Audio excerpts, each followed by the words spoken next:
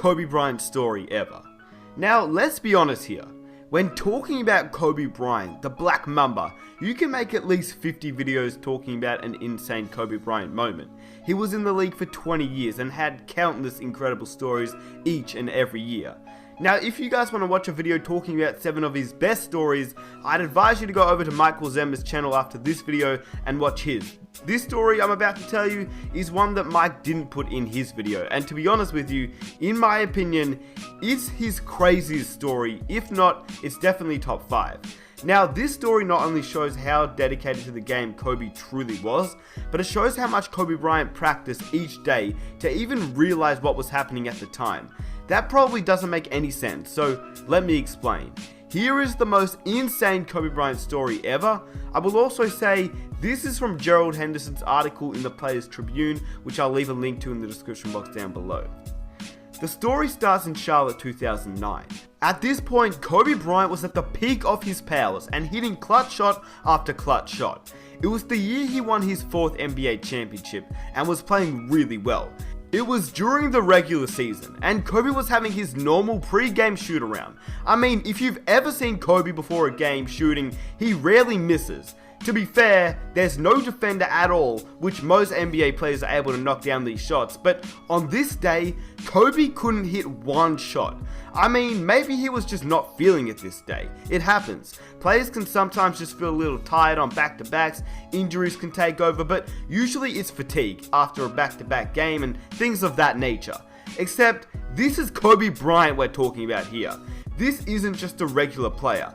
Kobe was missing wide open shots after wide open shots with no defenders around him. So obviously something seemed a little bit odd. Kobe Bryant missing wide open shots, no defenders around him, that seems really fishy. So Kobe Bryant proceeds to walk to the middle of the court, looks directly at the rim, turns around and says, "There's something wrong with the rim." Not his shot, the rim. He said that to Gerald Henderson. The first thing that Kobe Bryant ever said to him.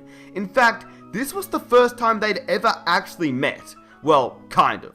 At the time, like I said, Henderson was playing in Charlotte, but it was actually his rookie year in 2009, and the Lakers were visiting.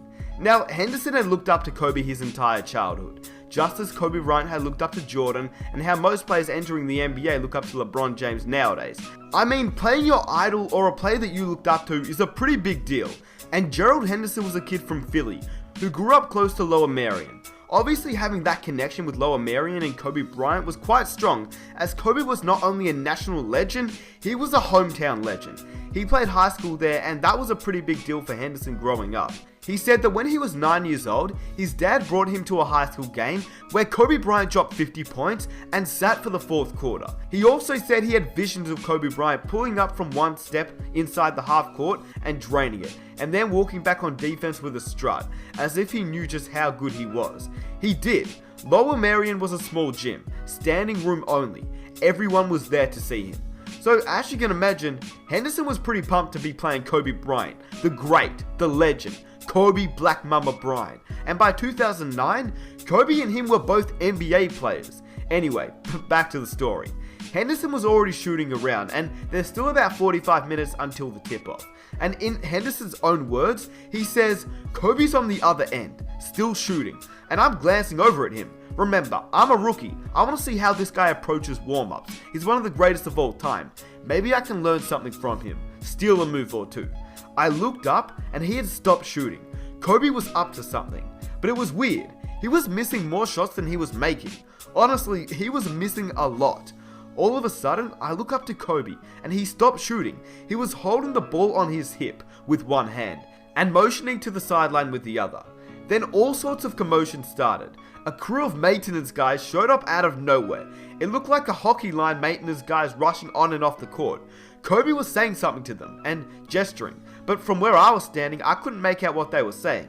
Suddenly, there was a ladder being set up under the basket. Kobe's pointing up at the rim, and the maintenance guys are positioning the ladder. A measuring tape is involved. I said, "What's going on?" Kobe was up to something. I'm standing at half court watching the scene play out, and Kobe starts walking over to me. "Something's wrong with the rim." "Oh yeah?" "We're watching a guy climb up the ladder and tinker with the rim. It's too low. The rim's a quarter of an inch too low." Hold up, I need to interrupt here because do you know how little size that is? 1/4 of an inch. Like what? That's crazy. Anyway, Henderson says, huh? What do you mean? I never really heard about maintenance issues with a rim before a game. Kobe goes, I was missing shots that I don't miss. I'm pretty sure it's low, 1/4 of an inch. The fact that he didn't even measure, he just knew from the amount that he practiced. Most NBA players, I guarantee you, wouldn't even notice. They just shoot a little higher or lower, but not Kobe Bryant. He shot it exactly the same way each and every time. Anyway, Henderson goes on to say, that was it, our first conversation. He went back to his shooting routine. 2 things pop into my head. Number 1, man, I can't believe I just had a conversation with Kobe. And Kobe, maybe it's not the rim. Maybe you're just missing shots. Kobe finished the game with 30 points. After the game, I was walking off and I saw one of the maintenance guys, one of the guys who was carrying the ladder onto the court during warm-ups. I had to ask, hey man, what was up with the ring before? Oh, someone notified that it was a little lower than regulation, he added. Don't worry, we adjusted it to 10 feet. Then he told me how much it was off by. I could tell you his answer, but I think you already know what he said. Now, I don't know about you,